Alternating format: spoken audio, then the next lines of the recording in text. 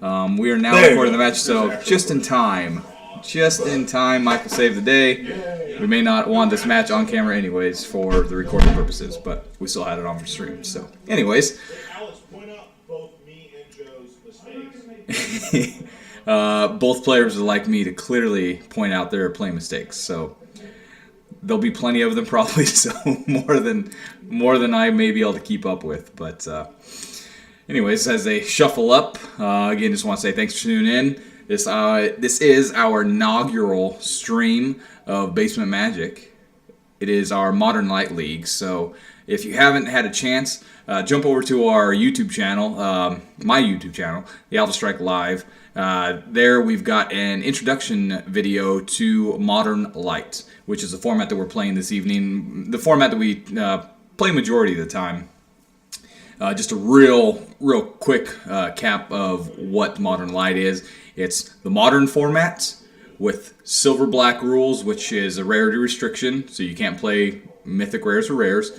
And other than that, then we don't play with the modern ban list. So you can play any card in the modern pool. So anyways, real quick recap of that. If you guys have any questions, shoot them in the comments, either here or jump over to that YouTube channel for Alpha Strike Live. You can jump onto that intro video, throw some comments that way too. Yeah, so guys are going to get started here in just 1 second. Should be rolling out to see who goes. We got an 18 from Nick and looks like an 8 from Joe, so I'm pretty sure Nick's going to be on the play. The liquid metal coating is a fun deck in the fact that it's just one of the unique ways that you can attack the Modern Lite format. So many different. The Modern's such a broad card pool that the fun thing is you don't have overpowered cards like Snapcaster Mage or even Planeswalkers that really forced you to want to play some of those cards. And really, even though Modern has so many broad decks in the tier 1 and tier 2 formats but still, Modern Lite is so broad, and we're just still getting started in the format, and we've probably played between all of us in the play group, we've probably played 25 different decks so far, and we're still building new ones. So anyways, we got turn 2 Silver Gill Adept and a Caller revealed, drawing that card. Getting in for a quick 1. Mountain Coating is going to be Joe's play.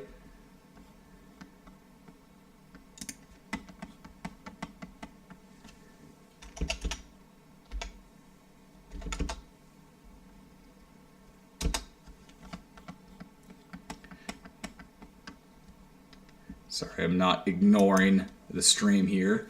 Just trying to navigate between things. I'm not used to this scroll ball mouse. I'm used to moving my hand. I'm simple-minded like that. We've got a Lord. We got the new Lord from Rivals of Ixalan. So that's really helped push Merfolk because in Modern Lite we don't have Lord of Atlantis, so we don't have really any of the lords minus Mirror. So adding another lord to that deck really helps to push it into the Modern Lite format. At least ups its power level. Yeah. Joe contemplating, assuming he's going to probably want to play the Torch Fiend here so we can do a block sack. Joe's still going to take 4 for the turn. But knowing Nick may hold back the Lord here. Oh, he's just going to tap him down. Make Joe pull the trigger here early. This is where Joe will want to target the Lord. We'll see.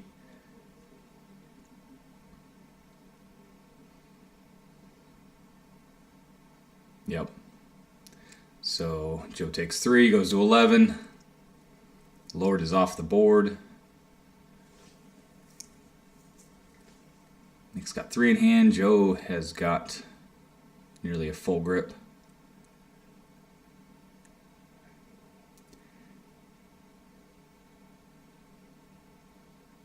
So there's a few different ways you could take like this liquid metal coating deck. Ideally you might want to be able to hit 2 permanents in one turn. So either untapping liquid metal coating or having that second effect in play is probably pretty key to not getting overrun early. Looks like we're gonna have a Shape Talker here, Shape Walker.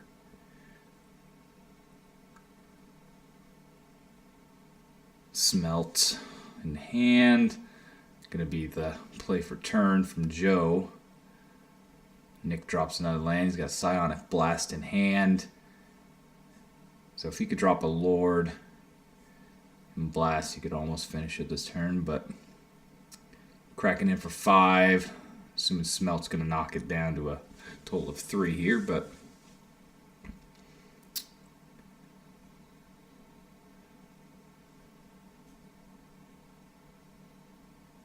so he's just going to take the... See, this is where I probably wouldn't make the block that way again. Keep that out, because again, you're talking about wanting 2 effects there. And now he's back down to 1 effect. Soaking up the 2 damage there is probably not worth what you could gain in the later game, being able to take 2 out. Draw for turn is a mountain. He's going to stir. The other problem, like with stir right now, it's not going to be able to find anything that he's really looking for. He finds a coating, but I guess it's still decent. He's going to have to pay some mana for that liquid metal coating if he'd like to play it, but I don't think he's going to.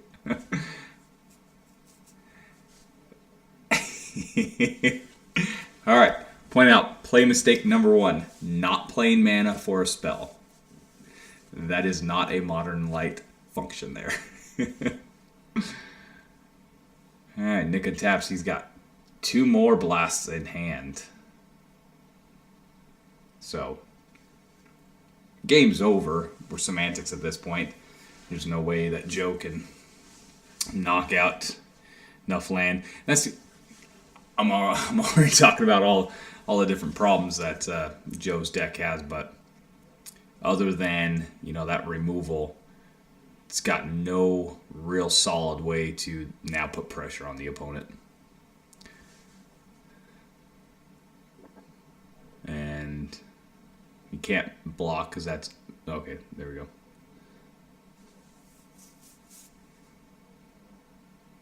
Sonic Blast 1. He's in the red zone. Nick has officially entered the red zone.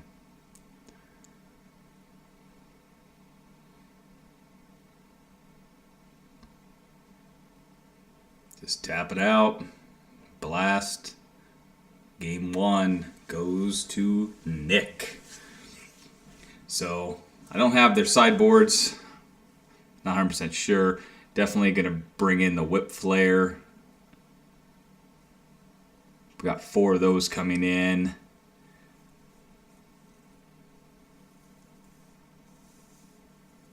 Not even sure entirely sure what those cards are that Joe's flashing to the screen. You think about Piston Sledge, but again, doesn't have enough threat density to make Piston Sledge really something I would really think about. See if we can see what Nick's just...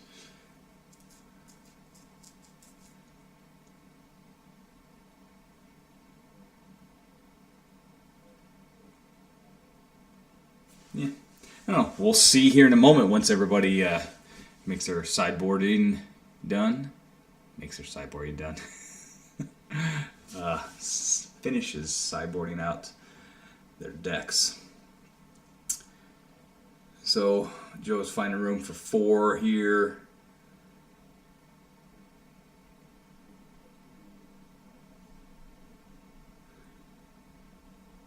See what he takes out for those 4.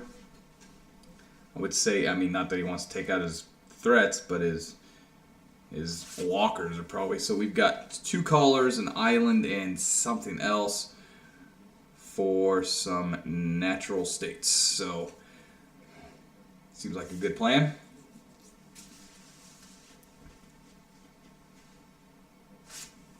Seems like a very, very good plan because, again, Joe's deck works only off of those liquid metal coatings, so natural states really help shore up that right there. One thing you'll notice in modern Lite,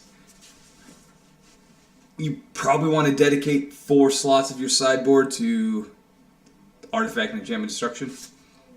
Typically on any given night, you're going to run into a deck that has a key component being an artifact or enchantment. You know, like Catcher's Monument's been something that's popped up for several decks recently.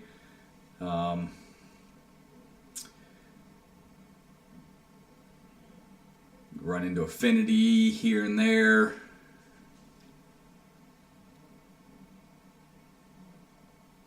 There's just a lot of decks that are running a key component to their deck is an artifact or enchantment that typically in this case too is, meeting the condition of mana cost 3 or less. So as Joe draws his opening hand, 1 land, excuse me, sorry. Disregard my inappropriate yawning at the time. I mean, it's a good hand, but he's on the play. He's got to draw a forest. Nick's got a Snapkeep. He's got a natural state, and some land to play it, and a couple threats. So yeah, Joe's got a mulligan. I mean, clearly a little bit of a gamble to be able to keep that.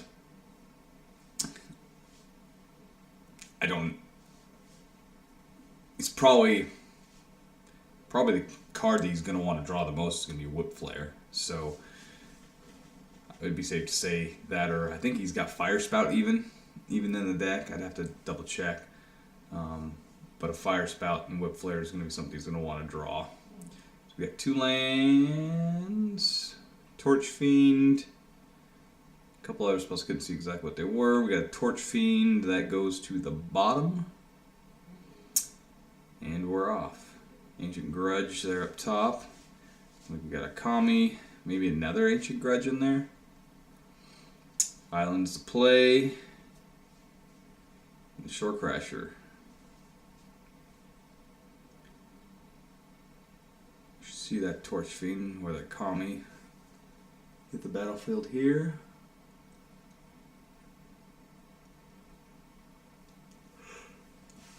It's a Tintin instead. Forest to play, so we got a Silvergill, revealing a Kumina.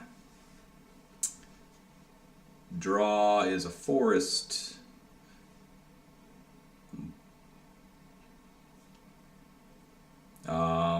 Yep, can't block an unblockable creature. Nice try, Joe. A for effort. Mountains draw.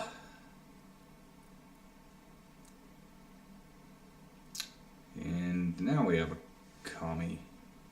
Right? Hard to see with those foils. That might still be a 10 again. No, that's an Earth Kami. So, interesting. I thought he had a Rajiri in hand. I could be wrong. Maybe he doesn't want to. Let's double check. I want to see his hand again. Maybe he doesn't want to. Yeah, he's got a Rajiri in hand. So, yeah, he just probably doesn't want to tap out just in case he needs to use that natural state. But even then, you're still losing something regardless. because you can't respond to it coming into play. So you might as well play your Rajiri there, get in for more damage, and sorry. He's just leaving that man open. This is where, I mean, we're nitpicking here, but you want to just make sure that you can be as efficient as you can with your mana at all times. So again, last turn he should have played Rajiri, because this turn he'd have 3 mana open after he played his, it's Spellbinders. Can't remember what its name is. Sorry. But if he had played that with the Rajiri on the battlefield, he'd be able to untap that island, play another spell, and still keep that natural state open. Not that it's really matter. He's putting enough pressure on the board.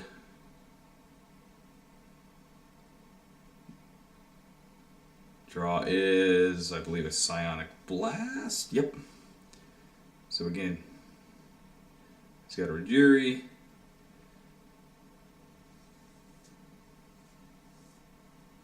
Crash in just for 3.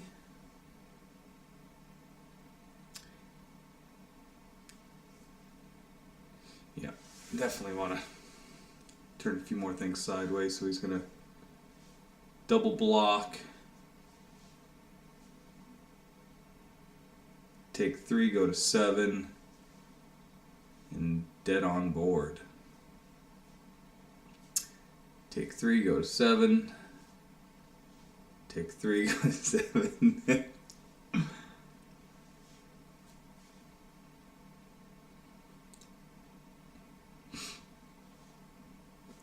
So, still technically dead on board, but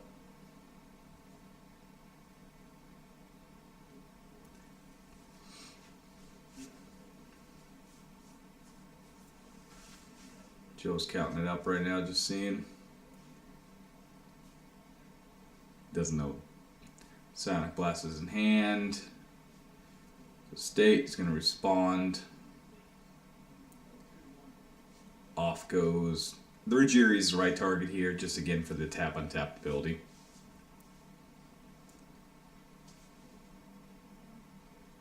But he chooses to go for that one instead. Fair enough. However, it doesn't. You definitely want to target the Rajiri there just because it can do, again, more things. So we're going to have attack for 4 here.